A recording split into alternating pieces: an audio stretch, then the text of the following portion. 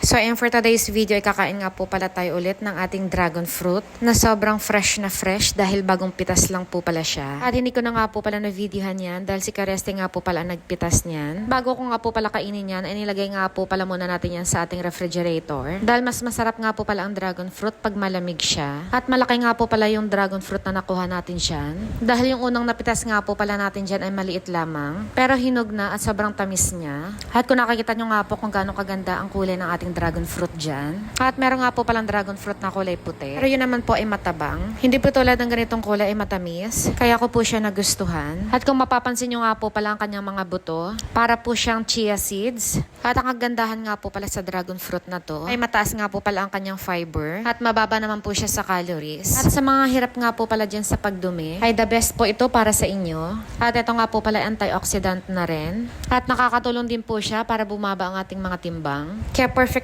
nga po pala ito sa mga nagda-diet. Kaya kain lang po tayo ng kain hanggat merong dragon fruit. At meron pa tayong napipitas. Pero wag lang po natin susobrahan. Dahil lahat nga po ng sobra ay masama din. At pansinin nyo nga rin po pala yung ating dila dyan at nguso. At kakulay na nga rin po pala ng ating dragon fruit. Hindi ko na nga po pala kailangan ng lipstick dyan.